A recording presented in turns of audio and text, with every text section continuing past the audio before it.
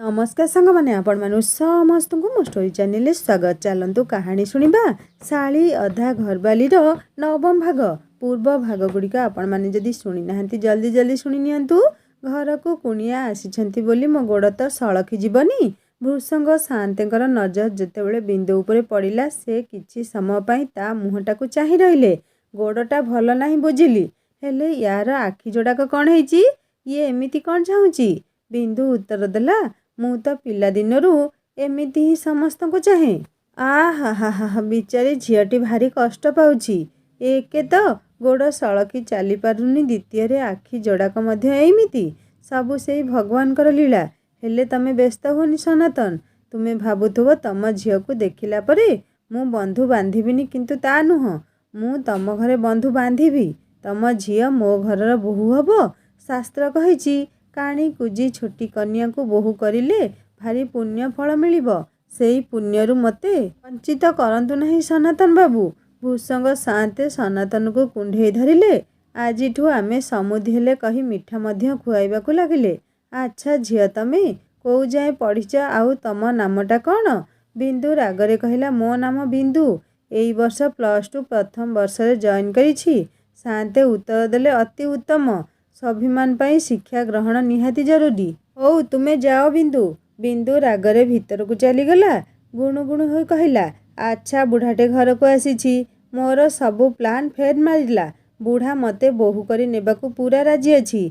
सिंधु ए सिंधु कुआडे गलु? सेई छात उपरे कौन करुछु? शीघ्र तळकू आसे, साथे तते देखिबाकू डाकुछंती। सरमीको कथारे सिंधु जवाब देला हाँ जाउछि बोऊ। सीए फोन ने साई सह कथारे व्यस्त थिला। हौ साई मु एथर फोन रखुछि, बोऊ डाकिलाणी मु तळकू जीबी। सेपटू साई फोन ने कहिला अरे बाबा आउ किछि समय कथा हुओ, कथा हेले जोरिमाना पड़िबनी म। साई कथा शुणी सिंधु हसी हसी कहिला हौ आउ कौन कहब कुह? हाँ कहबी किंतु फोन नुह, तुम सह देखा हेले तुमे मध्य मते कौन कहब कहूथुल किंतु किछि कहिलनी जे? साई कहि चलीथिला। सिंधु साई सह फोन ने कथा हेउथिबा बेले छात उपरकू चली आसिला बिंदु। रागरे कंपी सिंधु आड़कू चाही कहिला तू तोर खुशी रे साई सह गपी चलीछु, मोर एणे मुंडरे चड़क पड़िलाणी। सेई जेमा देई पुरर बुढ़ाटा मते बोहू करे नेबाकू राजी। मु कौन करिबी कहिलु? सीतु को कौन कहबी? सिंधु बिंदु कथा शुणी कहिला काई से मिछुआ सीतु पछरे पड़िछु, ताकू छाड़ी बापा जोठी ठीक करुछंती सेठी बाहा होई जा। कौन कहिलु? सिंधु को आखि तराटी चाहिला बिंदु। बिंदु रागरे कहिला मु आसंता काली कॉलेज रे सीतु को देखा करी सबु घटना कहबी। सेठू मु सीतु सह घर छाड़ी चली जीवी, कॉलेज सीधा चली जीवी, आउ घर को आसीबिनी म। तापरे तू सेई शांत बुढ़ार बोहू हबू। एमिति कौन कहूचुलो अपा? बापांकर एसबू शुणिले छाती फाटी जीव, तांको गाँव रे समस्ते बार कथा कहिबे। ना मु तते इया करिबाकू देबिनी। मु एबे जाई बापा बोंकू तू घर छाड़ी सीतु सह चली जीबाकू चाहिछु बोली कहिबी। बेसी कहनी, तू जदि मते साहाଯ୍य न करू तेबे साई ओ तो मध्यने थिबा संपर्क को मु मध्य जाई घरे कहिदेबी। बिंदु सिंधु को धमक देई चुप करे देला। घरे राति रे समस्ते सोई जा परे बिंदु गोटिए बैग रे निजर पोशाक पत्र सह टंका पैसा भर्ती कला। सिंधु केवल देखुथाए सिना किछि कहि पारु न थाए। सकाळ हेला खेणी बिंदु निज योजना को मनरे रखी घर कामरे व्यस्त होई गला। कॉलेज जीवा समय बिंदु तार कॉलेज बैग रे निजर ड्रेस 2 हळ भर्ती करबाकू लागिला। सरमी पछरे छिड़ा होई बिंदु को आश्चर्य होई देखुथांती। से किछि बुझी पारलेनी, ये आजी कॉलेज बैग रे बहीपत्र भर्ती न करी निज ड्रेस गुड़ा को काई भर्ती करुछि। सरमी आश्चर्य होई कहिले कि लो बिंदु तोर बही बैग रे ए ड्रेस सबु कौन भर्ती कलुनी? काई तोर डायरी आ खाता पत्र नौनु काहींकी? बिंदु हसी देई कहिला बोऊ मोर ड्रेस गुड़ा को डबल सिलेई करी बोली बैग रे नहीं जाउछि। कॉलेज पाखे जने दर्जी भल सिलेई करे मु ताकू देई देबी, आउ मोर डायरीटा मु भूले कॉलेज छाड़ी आसीछि। सरमी बिंदु को किछि प्रत्युत्तर देई पारलेनी, किंतु मनरे तांकर पूरा संदेह थिला। सनातन जेतेबेले बिंदु को नहीं कॉलेज छाड़ी देबा कथा कहिले सेतेबेले सीए अराजी होई कहिला बापा आजी मोर सांग जने रास्ता रे अपेक्षा करिथिबो, आमे दुहे सांग होई जिबु, तमे अजथारे परिश्रम करनी। ସନାତନ ଉତ୍ତର ଦେଲେ, ଏଥିରେ କି ପରିଶ୍ରମ? ତୋର ସାଙ୍ଗକୁ ମଧ୍ୟ ମୁଁ ଗାଡ଼ିରେ ବସେଇ ନେଇଯିବି। କଲେଜ ପାଖେ ତମ ଦିହିଁଙ୍କୁ ଛାଡ଼ିଦେବି। ବିନ୍ଦୁ କିନ୍ତୁ ଅରାଜି ହୋଇ କଲେଜ ଚାଲିଗଲା। କାନ୍ଧରେ ତାର ବ୍ୟାଗକୁ ଇସାରା କରି ସରମୀ କହିଲେ, ହଇଓ, ମୋତେ କାହିଁ କିଛି ଖରାପ ଘଟଣା ଘଟିଲା ଭଳି ଲାଗୁଛି। ବିନ୍ଦୁର ବ୍ୟାଗରେ ବହିପତ୍ର ନାହିଁ। ତାର ବ୍ୟାଗରେ ସିଏ ନିଜ ଡ୍ରେସ୍ ନେଇଯାଇଛି। ଗାଁରେ କ'ଣ ଉଣା ଦରଜି? ରୀମା ବୋଉକୁ କହିଲେ, ସେ ପରା ରାତି ଅଧକରେ ମଧ୍ୟ ସିଲେଇ ଦେବ। ଇଏ କ'ଣ ତାଙ୍କ କଲେଜ ପାଖେ ଥିବା ଦର୍ଜି କଥା କହୁଛି? ସନାତନ ଚିଲେଇ କହିଲେ, କ'ଣ କହିବି ତମକୁ ସରମୀ? ଝିଅକୁ ନେଇ ଯଦି ଏତେ କଥା ଭାବୁଛ, ତାହେଲେ ସିଏ ଘରୁ ବାହାରିଲା ବେଳେ ତାକୁ ତାଗିଦ କରି କହିଲନି, ତୁ କଲେଜ ଯାଆନି। ଏମିତିରେ ଆଉ କିଛି ଦିନ ପରେ ତାର ବାହାଘର। ଯୌତ ପାଠ ପଢ଼ା, ସେଥିରେ ପୁଣି ଝିଅ ଯିବ କଲେଜ। ସନାତନ ଓ ସରମୀ ଦୁହେଁ ପରସ୍ପରକୁ ଦୋଷାରୋପ କରି ତୁନି ହୋଇ ଛିଡ଼ା ହେଲେ। ସନାତନ ଓ ସରମୀଙ୍କର କଥାବାର୍ତ୍ତାକୁ ମନ ଧ୍ୟାନ ଦେଇ ଶୁଣୁଥିଲେ ଗଙ୍ଗାଧର। ସେ ପୁଅ ବୋହୂ ଦୁହିଁକି ସତର୍କ ସୂଚନା ଦେଇ କହିଲେ, ହେଇଟି, ଯଦି କିଛି ଭଲମନ୍ଦ ହେଲା, ମୁଁ ଯାଇ ମୋ ଆମ୍ବ ତୋଟାରେ କୋଉ ଗଛ ଡାଳରେ ରଶି ଲଗେଇ ଝୁଲି ପଡ଼ିବି। ଝିଅର କାଣ୍ଡ କାରଖାନାରେ ଅତିଷ୍ଠ ହୋଇ ତମେ ସ୍ୱାମୀ ସ୍ତ୍ରୀ ଦୁଇଜଣ ଖାଲି ଦହଗଞ୍ଜ ହବ। ଭଲ ଦଶା ଅଛି ଯଦି ନିଜ ଝିଅକୁ ଘରକୁ ଫେରେଇ ଆଣ।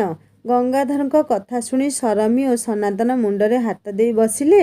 କ'ଣ କରିବେ କିଛି ଭାବି ପାରିଲେ ନାହିଁ। ସିନ୍ଧୁ ବ୍ୟସ୍ତ ହୋଇ ବାପା ମା ଦିହିଁଙ୍କ ଆଡ଼କୁ ଚାହିଁ କହିଲା, ବାପା, କଲେଜରେ ପରା ସୁଜିତ ଭାଇ ପଢ଼ାଉଛନ୍ତି। ତାଙ୍କୁ ଫୋନ୍ କରି ବିନ୍ଦୁ ବିଷୟରେ କୁହ। ସିଏ କଲେଜରେ ପହଞ୍ଚିବା ପରେ ସୁଜିତ ଭାଇ ତା ଉପରେ ନଜର ରଖିବେ। ସିନ୍ଧୁ କଥା ଶୁଣି ସନାତନ ବ୍ୟସ୍ତ ହୋଇ କହିଲେ, ହଁ, ତୁ ଠିକ୍ କହିଛୁ ସିନ୍ଧୁ। ମୁଁ ଏବେ ଯାଇ ସୁଜିତକୁ ଫୋନ୍ କରି କହିବି। ସନାତନ ଘର ବାରିପଟକୁ ଚାଲିଯାଇ ସୁଜିତ ସହ ଫୋନ୍ରେ ଫୁସ୍ଫୁସ୍ ହୋଇ କଥା ହେଉଥାନ୍ତି। ଫୋନ୍ରେ ସୁଜିତ ଚିଲେଇ କହୁଥାଏ, ମଉସା, ଟିକେ ଉଚ୍ଚ ସ୍ୱରରେ କୁହନ୍ତୁ, ମୁଁ କିଛି ଶୁଣିପାରୁନି। ସନାତନ ବିନ୍ଦୁର ଘଟଣା ଉଚ୍ଚ ସ୍ୱରରେ ସୁଜିତକୁ କହି ପାରୁନଥାନ୍ତି। କେବଳ ତରକି ନିଜ ଚାରି ପାଖକୁ ଦେଖୁଥାନ୍ତି। କିଏ ବିନ୍ଦୁ ବିଷୟରେ ଶୁଣିନେବ ଯଦି, ତୁଚ୍ଛାଟାକୁ ଗାଁରେ ପାଲା ହେବ, ହାଟ ବସିବ। ନ ଜାଣିବା ଲୋକ ଗାଁରେ ସମସ୍ତେ ଜାଣିବେ, ଖାଲି ହୋ ହାଲ୍ଲା କରିବେ। ଏଇ ଲୋକନିନ୍ଦା ଓ ଅପମାନକୁ ସନାତନଙ୍କର ପ୍ରାଣର ଭୟ। ଜାନ୍ ଯାଏ ପର ଇଜ୍ଜତ ନ ଯାଏ।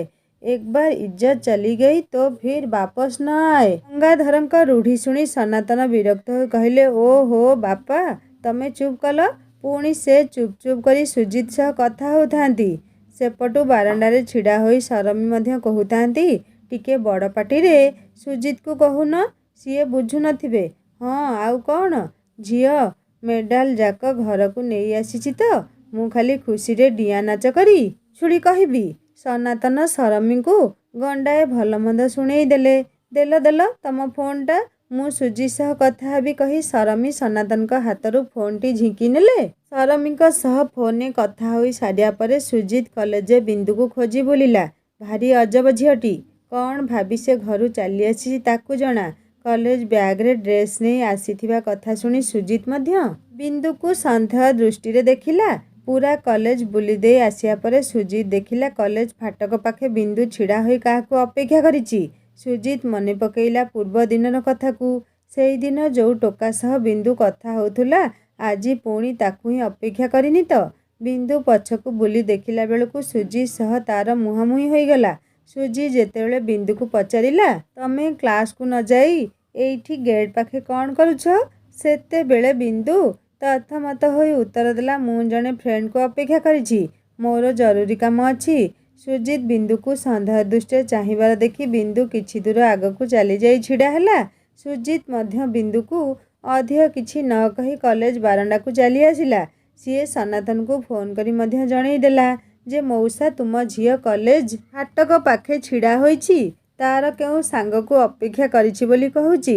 ସେପଟୁ ସନାତନ ଓ ସରମୀ ବ୍ୟସ୍ତ ହୋଇ ଫୋନ୍ରେ କହିଲେ, ସୁଜିତ ବାପା, ତୁମେ ଆମ ପୁଅ ଭଳି। ଘରର ଇଜ୍ଜତ ତମ ହାତରେ। ସେଇ ପୋଡ଼ାମୁହିଁ ମନରେ କ'ଣ ଚାଲିଛି ତାକୁ ଜଣା। ତମେ ଆମ ଦିହିଁଙ୍କ ମୁହଁକୁ ଚାହିଁ ବିନ୍ଦୁ ଉପରେ ନଜର ରଖ। ଆଉ କିଛି ସମୟ ପରେ ସନାତନ ମଉସା ଯାଇ କଲେଜରେ ପହଞ୍ଚିବେ। ସୁଜିତ ମନରେ ମଧ୍ୟ ଶଙ୍କା ପଶିଲା। ଆଉ କିଛି ସମୟ ପରେ ସେ ଫାଟକ ପାଖକୁ ଯାଇ ଦେଖିଲା ବିନ୍ଦୁ ଆଉ ସେଠି ନାହିଁ। ବ୍ୟସ୍ତ ହୋଇ ସୁଜିତ ଏପଟ ସେପଟ ଖୋଜିବାକୁ ଲାଗିଲା। ଆଉ ଟିକେ ଆଗକୁ ଗୋଟିଏ ଲଟି ପାଖରୁ କାହାର ଚୁପଚାପ ସ୍ୱର ଶୁଭୁଥିଲା। ସୁଜିତ ଯାଇ କାନେଇଲା, ଇଏ ନିଶ୍ଚୟ ବିନ୍ଦୁ କଥା ହେଉଛି। ହେଲେ ଏଇ ବୁଦା ପଛରେ ଲୁଚି କାହା ସହ କଥା ହେଉଛି? ବିନ୍ଦୁ କଥା ହେଉଥିଲା ସୀତୁ ସହ। ସୀତୁ, ତମେ ଶୀଘ୍ର ଆସ, ମୋର ବାହାଘର ହେବା ପୂର୍ବରୁ ଆମେ ଘର ଛାଡ଼ି ଚାଲିଯିବା। କୋର୍ଟ ମ୍ୟାରେଜ୍ କରି ଚାଲି ଆସିବା। ସେପଟୁ ସୀତୁ ଉତ୍ତର ଦେଲା, ଓକେ ବାବା, ବ୍ୟସ୍ତ ହୁଅନି। ତମେ ପ୍ରଥମେ କହିଲ କେଉଁଠି ଅଛ? ସେ ଦିନଠୁ ତମେ ଆମ ବାହାଘରକୁ ନ ଟାଳିଥିଲେ ଏତେବେଳକୁ ଆମର ବାହାଘର ହୋଇସାରିଥାନ୍ତା। ବିନ୍ଦୁ ଉତ୍ତର ଦେଲା, ଏଇ କଲେଜ ଫାଟକ ଆଗକୁ ଯେଉଁଠି ଲଟା ବୁଦା ଅଛି ସେଇ ପଛପଟେ ଲୁଚି ବସିଛି। ତମେ ଶୀଘ୍ର ଆସ। ବିନ୍ଦୁର ସମସ୍ତ କଥାବାର୍ତ୍ତାକୁ ସୁଜିତ ଶୁଣୁଥିଲା। ସେ ଏଇଆ ମଧ୍ୟ ଜାଣିସାରିଥିଲା ଏଇ ବିନ୍ଦୁ ହୁଏତ ତାର ପ୍ରେମିକ ସହ ଘର ଛାଡ଼ି ଚାଲିଯିବାକୁ ପ୍ଲାନ୍ କରୁଛି। ସୁଜିତ ପୁଣି ଥରେ ବିନ୍ଦୁ ଘରକୁ ଫୋନ୍ କରି ସବୁ ଘଟଣା ଜଣେଇଦେଲା। ସରମୀ ବ୍ୟସ୍ତ ହୋଇ କହିଲେ, ଦେଖିଲ, ମୁଁ ତମକୁ କହୁଥିଲି ନା, ବିନ୍ଦୁ କିଛି ଯୋଜନା କରି କଲେଜ ଯାଇଛି। ସବୁ ତମରି ନାଟକ। ହିଁ ସନାତନ ସରମୀଙ୍କୁ ହାତ ଉଞ୍ଚେଇ ଆସିଲେ। ସିନ୍ଧୁ ବ୍ୟସ୍ତ ହୋଇ ଦୁହିଁଙ୍କୁ ବୁଝେଇ କହୁଥାଏ, ବାପା ବୋଉ, ଏଇ ସମୟ ଯୁକ୍ତି କିମ୍ବା କଳି କରିବା ସମୟ ନୁହେଁ। ବିନ୍ଦୁ ଅପାକୁ ଶୀଘ୍ର ଫେରେଇ ଆଣିବାକୁ ବ୍ୟବସ୍ଥା କର। ସନାତନ ସିଧା ମୋଟରସାଇକେଲ ଧରି କଲେଜ ଆଡ଼କୁ ମୁହାଁଇଲେ। ସାଇ ସିନ୍ଧୁ ସହ କଥା ହୋଇ ସବୁ କିଛି ଶୁଣୁଥାଏ। ସେ ଆଶ୍ୱାସନା ଦେଇ ସିନ୍ଧୁକୁ କହୁଥାଏ, ବ୍ୟସ୍ତ ହୁଅନି ସିନ୍ଧୁ, ତମ ଅପା ପୁଣି ଫେରି ଆସିବେ। ବିନ୍ଦୁର ଫୋନ୍ ପାଇ ମନେ ମନେ ଖୁସି ହୋଇଗଲା ସୀତୁ। ବାସ୍, ଏଇ ଦିନଟାକୁ ତ ସିଏ ଅପେକ୍ଷା କରି ରହିଥିଲା। ସେଇଥିପାଇଁ ତ ସିଏ ବିନ୍ଦୁକୁ ବାରମ୍ବାର ବାହାଘର କଥା କହୁଥିଲା। ଆଜି ଯେତେବେଳେ ଚିଡ଼ିଆଟା ନିଜେ ଜାଲରେ ଫସିବାକୁ ଚାହୁଁଛି, ସେତେବେଳେ ସୀତୁ କାହିଁକି ପଛଘୁଞ୍ଚା ଦବ? ସେ ମଧ୍ୟ ଗୀତଟିଏ ଗୁଣୁଗୁଣେଇ ବାଇକ୍ଟାକୁ ଦ୍ରୁତ ଗତିରେ ଚଳେଇ ଆସି ପହଞ୍ଚିଗଲା ବିନ୍ଦୁ ପାଖରେ। କମ୍ ଡାର୍ଲିଂ, ଆସ ଆସ ଯିବା। ସୀତୁ ବିନ୍ଦୁକୁ ଡାକିବାକୁ ଲାଗିଲା। ବିନ୍ଦୁ ମଧ୍ୟ ନିଜର ବ୍ୟାଗ୍ଟିକୁ ଦୁଇ କାନ୍ଧରେ ଗଳେଇ ସୀତୁ ପଛରେ ବସି ପଡ଼ିଲା। ଦ୍ରୁତ ଗତିରେ କଲେଜ ନିକଟ ରାସ୍ତା ଦେଇ ପଶ୍ଚିମ ଦିଗ ଆଡ଼କୁ ଯିବାରେ ଲାଗିଲେ। ସୀତୁ ଓ ବିନ୍ଦୁକୁ ସୁଜିତ ଅନୁସରଣ କରୁଥିଲା ପଛରୁ। ସେମାନେ ଯେମିତି ସୁଜିତକୁ ଦେଖିଲେ ଚିହ୍ନି ନ ପାରିବେ ସେଥିପ୍ରତି ଖୁବ୍ ସଜାଗ ଥିଲା ସେ। ଚେହେରାଟାକୁ ମୁଖାରେ ଆବୃତ କରି ନେଇଥିଲା ସୁଜିତ। ସେ ମଧ୍ୟ ଦୁହିଁଙ୍କ ପଛରେ ବାଇକ୍ରେ ଅନୁସରଣ କରୁଥିଲା। ବିନ୍ଦୁ ମଝିରେ ମଝିରେ ପଛକୁ ବୁଲି ସୁଜିତକୁ ଦେଖୁଥାଏ, କିନ୍ତୁ ତାକୁ ଚିହ୍ନି ପାରୁନଥାଏ। କିନ୍ତୁ ଗୁଣୁଗୁଣେଇ ସୀତୁକୁ କହୁଥାଏ, ହେଇ ଦେଖିଲ, ଆମ ପଛରେ ଯୋଉ ଲୋକଟା ଆସୁଛି, ସିଏ ଆମକୁ ଅନୁସରଣ କରୁନି ତ? ଆରେ ନା, ସିଏ ଆମକୁ ଚିହ୍ନିନି କି ଜାଣିନି କହି ସୀତୁ ବିନ୍ଦୁକୁ ଚୁପ୍ କରେଇଦେଲା। ସୀତୁ ବିନ୍ଦୁ ସହ ଯାଇ ପହଞ୍ଚିଲା କିଛି ଦୂରରେ ଥିବା ହୋଟେଲ ଚନ୍ଦ୍ରାରେ। ବିନ୍ଦୁକୁ ସେ ଏଇଆ କହି ବୁଝେଇଦେଲା, ଆମେ ଆଜି ରାତିକ ହୋଟେଲ ଚନ୍ଦ୍ରାରେ ରହିଯିବା। କାଲି ସକାଳୁ ଶ୍ରୀକ୍ଷେତ୍ର ଅଭିମୁଖେ ଚାଲିଯିବା। ମହାପ୍ରଭୁଙ୍କୁ ସାକ୍ଷୀ ରଖି ଆମ ବାହାଘର ହବ। ସୀତୁର କଥାକୁ ଅବିଶ୍ୱାସ କରିପାରୁନଥିଲା ବିନ୍ଦୁ।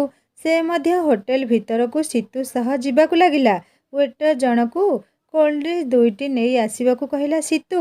ତା ସହ ଆଉ କିଛି ମଧ୍ୟ ତାର କାନରେ ଧୀର ସ୍ୱରରେ କହିବାକୁ ଲାଗିଲା। ସୀତୁ ୱେଟରକୁ କ'ଣ କହୁଛି ଭାବି ବିନ୍ଦୁ ତାକୁ ସନ୍ଦେହ ଦୃଷ୍ଟିରେ ଦେଖିଲା।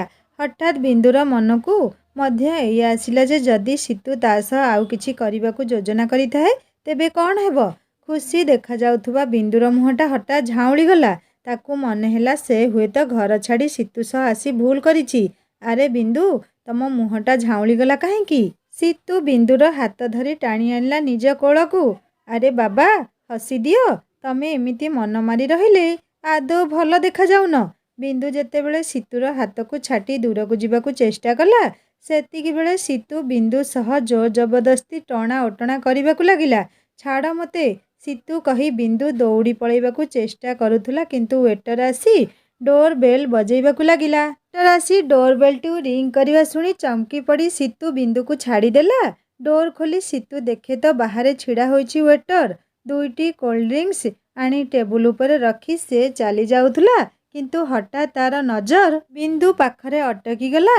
ବିନ୍ଦୁକୁ ବରଡ଼ା ପତ୍ର ଭଳି ଥରୁଥିବା ଦେଖି ୱେଟର ପ୍ରଶ୍ନ କଲା, କ'ଣ ହେଲା ମ୍ୟାଡମ୍? Any problem? ଆପଣ ବହୁତ ଭୟଭୀତ ଜଣାପଡ଼ୁଛନ୍ତି।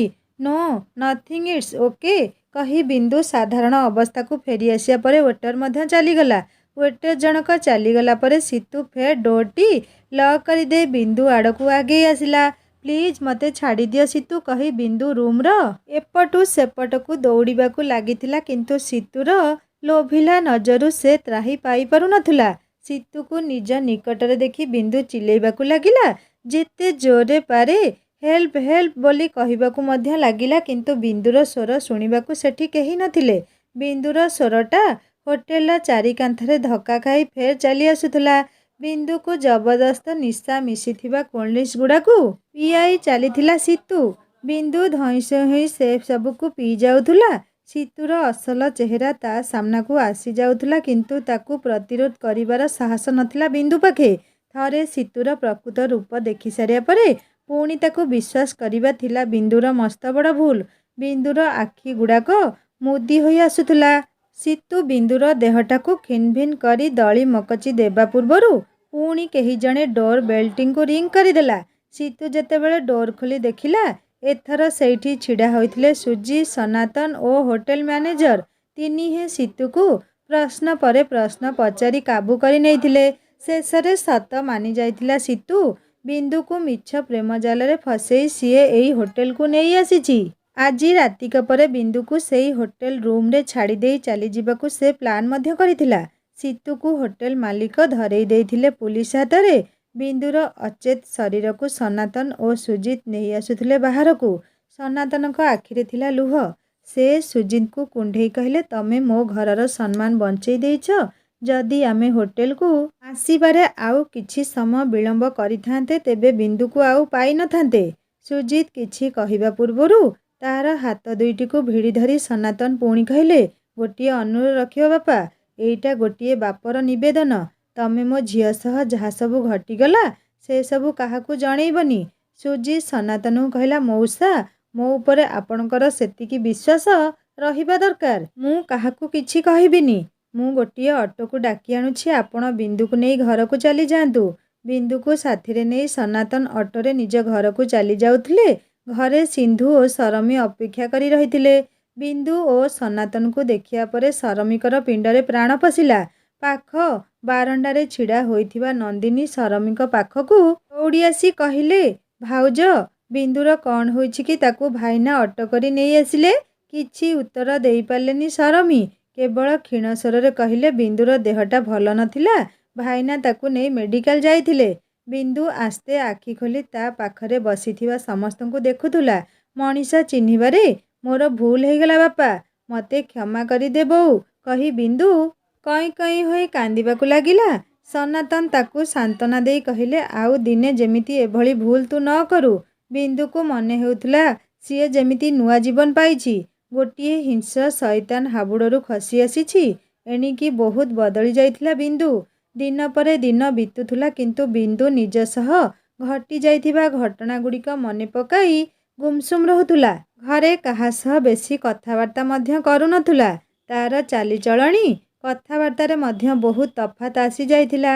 ଘରେ ସମସ୍ତେ ବିନ୍ଦୁର ଅବସ୍ଥା ଦେଖି ମନ ଦୁଃଖ କରୁଥିଲେ, କିନ୍ତୁ କେହି ତାକୁ ବୁଝେଇ ପାରୁନଥିଲେ।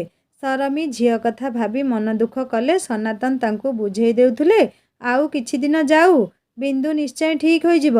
ମଝିରେ ମଝିରେ ଜେମାଦେଇପୁରର ସାନ୍ତେ ସନାତନକୁ ଫୋନ୍ କରି ପଚାରୁଥିଲେ, ଆଜ୍ଞା, ବାହାଘର କଥା କ'ଣ ହେଲା? ଝିଅ ତ ମୋ ମନକୁ ପାଇଛି। ଏବେ ଖାଲି ଆପଣ ମୋ ପୁଅକୁ ଦେଖିଯିବା କଥା। କିନ୍ତୁ ଭୃସଙ୍ଗ ସାଆନ୍ତଙ୍କ କଥାକୁ ଟାଳି ଦେଉଥିଲେ ସନାତନ। ତାଙ୍କୁ ଏଇଆ କହିଥିଲେ ଯେ ମୋ ଝିଅ ବିନ୍ଦୁ ପାଠ ପଢ଼ୁଛି।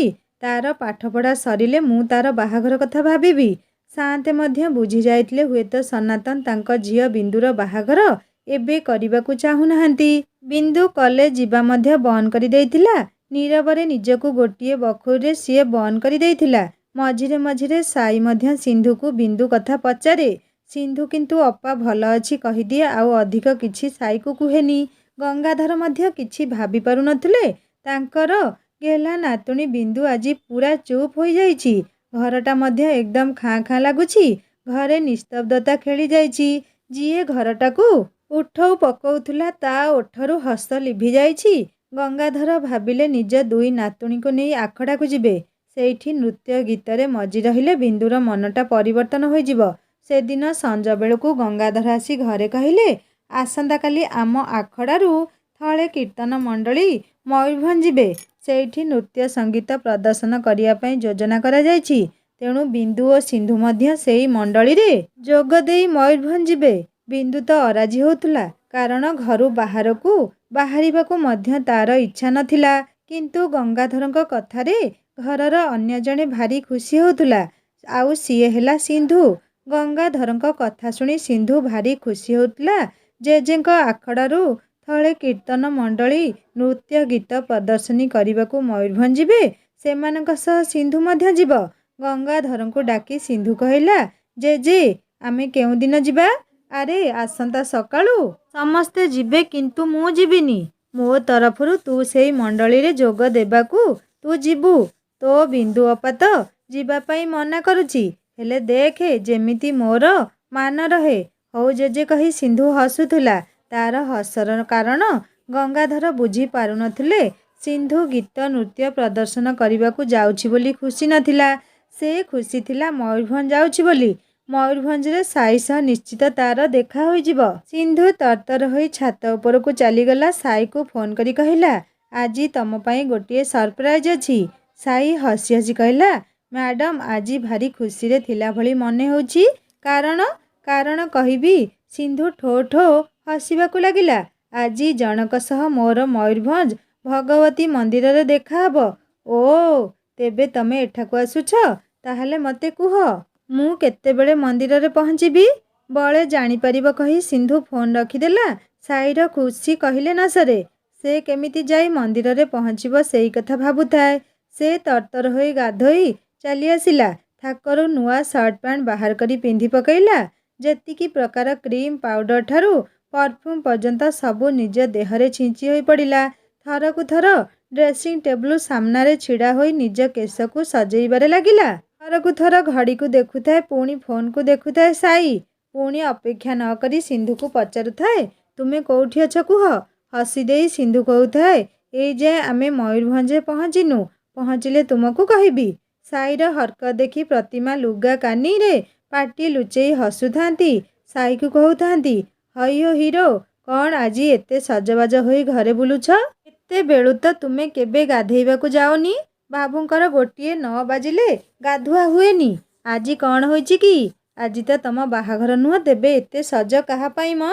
कौन झिया देखिबाकू जिब कि? साई हसी हसी कहला ओ भाउज तमे सतरे अंतर्जामी मो मन कथा बुझी जाउछ। आजी मु ताकू देखा करिबाकू जिबी। सीए भगवती मंदिर को आसीबो। किछि भाबिवा भंगीरे प्रतिमा कहले सीए ताकू मु किछि बुझी पारुनी। कहा कथा कहूच? अरे भाउज मु सिंधु कथा कहूची। से परा आजी मयूरभंज आसुची। आजी भगवती मंदिर रे जो गीत नृत्य परिवेषण हब सेई माने सबू सिंधुर गाँरु आसुछंती। तार जेजे बापांकर आखड़ार अभ्यास करुथिबा पिला माने।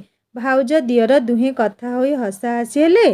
पछरु सुकांत आसुथिबा देखी दिहिकी दिहे चुप होई गले। सुकांत प्रतिमा को चाही कहले शीघ्र कौन गंडाए खाइबाकू देल? आजी भगवती मंदिर आड़े चली जिबा। शुणिली सेठाकू तले कीर्तन मंडली आसुछंती। ओहो केउ दिनरू भजन दुई धाड़ी कानरे पड़िनी। सेठी समस्तों पाई भोजनर व्यवस्था होईछि किंतु तमे मो पाई एबे खाइबाकू बाड़ी दियो। सुकांतक कथा शुणी साई और प्रतिमा परस्पर को चाही मुरुकी हस देले। सुकांत पुणी कहिबाकू लागिले कि रे साई गलु बजारू माछ किले नहीं आसीबू। आउ सुण आजी आम घर को मोर जड़े बंधु आसुछंती। तांको पाई तू बस स्टैंड रे ठीक 2टा बेलको अपेक्षा करिबू। साई हाँ भाई कही निज कामरे लागिगला। प्रतिमा को डाकी सुकांत कहले आजी साई माछ आनिले से गुड़ाक बेसर झोल करदेब। तमर हाथ रंधा भारी सुआदिया। सुकांत खाई बसिले। तांकू चाही गुणुगुणी होई साई चलीगला बाहर को। मनीष को केतेबेले टिके शांति रे रखेई थोई देबेनी। साई माछ आने। साई मो बंधु को पाई बस स्टैंड अपेक्षा कर। काई ओम को पठेले हुआंतानी। हे जहा मने होची आजी मध्य सिंधु सह देखा होई पारिबनी बोधे। सीए मते अपेक्षा करी रहिथिबो। एणे भाई मते दुनिया काम करिबाकू कहिलेनी। विरक्त होई साई बाजार को बाहरी गला। प्रतिमा रोषेई रे व्यस्त रहिले। शीघ्र खाइबा शेष करी सुकांत चलिले भगवती मंदिर आड़कू। एणे सिंधु साई को बहुत थर फोन करी तार आसीबा कथा पचारुथाए। साई निज व्यस्तता विषय कहूथाए। ता सह एया मध्य कहूथाए जे सुकांत भाई मंदिर को जाइछंती। सिंधु मन दुखरे नीरव रहिला। भजन संकीर्तन आरंभ हेबा उपरे समस्ते आसन पकाई बसी जाइथांती। सुकांत मध्य आसन रे बसी कीर्तन मंडली आड़कू चाहुथांती। भजन ओ जणान रे पूरा भगवती मंदिरटी मुखरित होथाए। सुकांत मंत्रमुग्ध होई सिंधु को चाहुथांती। आ हा हा हा केड़े सुंदर झियटी। केते सुंदर सुरताल दे भजन गाउची। आत्मा प्राण ଶୀତଳ ହୋଇ ଉଠୁଛି। ସୁକାନ୍ତ ମଧ୍ୟ ସେଇଠି ବସି ସିନ୍ଧୁ ସହ ପଦେ ଅଧେ ଭଜନ ଗୁଣେଇବାକୁ ଲାଗିଲେ। କୁରୁ ସଭା ତଳେ ଶୁଣି ଦ୍ରୌପଦୀର ଜଣାଣ, କୋଟି ବସ୍ତ୍ର ଦେଇ ହେଳେ ଲଜ୍ଜା କଲ ବାରଣ। ଆହି ନୀଳ ଶୈଳ ଭାରି ସୁନ୍ଦର କଣ୍ଠସ୍ୱର। ସିନ୍ଧୁର ଭଜନ ଗାଇବା ଦେଖି ସୁକାନ୍ତ ବଶୀଭୂତ ହୋଇଗଲେ। ସେ ହଠାତ୍ ଭାବିବାକୁ ଲାଗିଲେ, ଝିଅଟି ଯଦି ଆମ ଘରର ବୋହୂ ହୁଅନ୍ତା ତେବେ ଭାରି ଭଲ ହୁଅନ୍ତା। ସାଇ ସହ ୟାର ଯୋଡ଼ିଟା ରାମ ସୀତାଙ୍କ ଯୋଡ଼ି ଭଳି ଲାଗନ୍ତା। ଭଜନ ସମାରୋହ ଶେଷ ହେବା ପର୍ଯ୍ୟନ୍ତ ସିନ୍ଧୁକୁ ଏକ ଲୟରେ ଚାହିଁ ରହିଥାନ୍ତି ସୁକାନ୍ତ। ଭଜନ କାର୍ଯ୍ୟକ୍ରମ ଶେଷ ହେବା ପରେ ସୁକାନ୍ତ ଚାଲିଲେ ସିନ୍ଧୁ ପାଖକୁ। ତାକୁ କହିଲେ, ଝିଅ, ତମେ ଭାରି ସୁନ୍ଦର ଭଜନ ଗାଉଛ। ଏସବୁ କ'ଣ ତମେ ନିଜେ ଅଭ୍ୟାସ କରିଛ? ସିନ୍ଧୁ ଉତ୍ତର ଦେଲା, ନା, ମୋ ଜେଜେ ଶିଖେଇଛନ୍ତି। ସୁକାନ୍ତ ସିନ୍ଧୁର ନାମ, ଗ୍ରାମ, ଠିକଣା ସବୁ ଗୋଟିଏ କାଗଜରେ ଟିପି ଆଣିଲେ। ମନେ ମନେ ସିନ୍ଧୁକୁ ବୋହୂ କରିବା କଥା ଭାବିଲେ। ସଞ୍ଜବେଳ ଗଡ଼ି ଆସୁଥିଲା। ଭଗବତୀ ମନ୍ଦିରରେ ସନ୍ଧ୍ୟା ଆଳତୀ ପାଇଁ ସଜବାଜ ଚାଲିଥିଲା। ମନ୍ଦିର ବେଢ଼ାଟି ରମଣୀୟ ଲାଗୁଥିଲା। ଧାଡ଼ିକି ଧାଡ଼ି ଦୀପ ପ୍ରଜ୍ୱଳିତ ହୋଇ ମନ୍ଦିରର ଶୋଭାକୁ ଆହୁରି ବୃଦ୍ଧି କରୁଥିଲେ। ପାଇଁ ମନ୍ଦିର ସାମ୍ନାରେ ଛିଡ଼ା ହୋଇ ପ୍ରତୀକ୍ଷା କରିଥିଲା ସିନ୍ଧୁ। ଥରକୁ ଥର ସାଇକୁ ଫୋନ୍ କରି ପଚାରୁଥିଲା, ତୁମେ କେତେବେଳେ ଆସିବ ସାଇ? ମଣ୍ଡଳୀର ସମସ୍ତେ ମୋତେ ଗାଁକୁ ଶୀଘ୍ର ବାହାରି ଯିବାକୁ କହି ବିରକ୍ତ ହେଉଛନ୍ତି। ଗୋଟିଏ ଜରୁରୀ କାମ ଅଛି କହି ମୁଁ ସେମାନଙ୍କୁ ଅଟକେଇ ରଖିଛି ସାଇ, କିନ୍ତୁ ଆଉ ବେଶୀ ସମୟ ରଖିପାରିବିନି। ସମସ୍ତେ ସଞ୍ଜ ହେଲାଣି ବୋଲି ଗାଁକୁ ଯିବାକୁ ବ୍ୟସ୍ତ ହେଉଛନ୍ତି। ସାଇ ମନ ଦୁଃଖରେ ସିନ୍ଧୁକୁ କହିଲା, ମୁଁ ଏଇଠି ବସ୍ ଷ୍ଟାଣ୍ଡରେ ଭାଇଙ୍କର ବନ୍ଧୁଙ୍କ ଅପେକ୍ଷା କରି ସେତେବେଳୁ ଛିଡ଼ା ହୋଇଛି। ସେ ଅନ୍ୟ ବସ୍ରେ ଆସୁଛନ୍ତି ବୋଲି ମୋତେ ଏବେ ଜଣେଇଲେ। ମୁଁ ତାଙ୍କୁ ଅପେକ୍ଷା କରି ଘରୁ ବସ୍ ଷ୍ଟାଣ୍ଡକୁ ହେଉଛି। ଆଉ କିଛି ଉପାୟ ନାହିଁ। ସାଇ ମଧ୍ୟ ମନ ଦୁଃଖ କରି ବ୍ୟସ୍ତ ହେଉଥିଲା। ଏତେ ଦିନ ପରେ ସେ ସିନ୍ଧୁକୁ ସାକ୍ଷାତ କରିବ ବୋଲି ବହୁତ ଖୁସି ଥିଲା, କିନ୍ତୁ ସବୁ ଖୁସି ପାଣି ଫୋଟକା ଭଳି ମିଳେଇ ଯାଉଛି। ସାଇକୁ ଫୋନ୍ କରି ସିନ୍ଧୁ ଜଣେଇ ଦେଲା, ମୁଁ ଆମ ଗାଁକୁ ଫେରି ଯାଉଛି, ଆଉ ଅପେକ୍ଷା କରିପାରିବିନି। ସିନ୍ଧୁ ଭଗବତୀ ମନ୍ଦିରରୁ ଫେରି ଯାଉଥିଲା। ସାଇ ବ୍ୟସ୍ତ ହୋଇ ଆଉ କିଛି ସମୟ ସିନ୍ଧୁକୁ ଅପେକ୍ଷା କରିବାକୁ କହୁଥିଲା, କିନ୍ତୁ ଶେଷରେ ସିନ୍ଧୁ ଗାଁକୁ ଚାଲିଗଲା। ସାଇ ସହ ତାର ଦେଖା ହୋଇପାରିଲାନି। ସାଇ ରାତି 7ଟା ବେଳକୁ ସୁକାନ୍ତଙ୍କ ବନ୍ଧୁଙ୍କୁ ସାଥିରେ ନେଇ ଘରକୁ ଫେରି ଆସିଲା। ମୁହଁଟାକୁ ଓହଳେଇ ଘରେ କାହାକୁ କିଛି ନ କହି ସାଇ ତାର ରୁମ୍କୁ ଚାଲିଗଲା। ରାତ୍ରି ଭୋଜନ ସମୟରେ ଯେତେବେଳେ ପ୍ରତିମା ତାକୁ ଖାଇବାକୁ ଡାକିଲେ, ସେ ଖାଇବାକୁ ମନା କରିଦେଲା। ପ୍ରତିମା ସାଇର ମନ କଥା ବୁଝିପାରି କହିଲେ, ମନ ଦୁଃଖ କରନି ସାଇ, ଆଜି ତ ମୁଁ ମଧ୍ୟ ମନ୍ଦିରକୁ ଯିବି ଭାବୁଥିଲି, କିନ୍ତୁ ଯାଇପାରିଲିନି। ମୁଁ ମଧ୍ୟ ଜାଣିନଥିଲି ତମ ଭାଇଙ୍କର ବନ୍ଧୁ ଆଜି ହିଁ ଆସି ପହଞ୍ଚିବେ।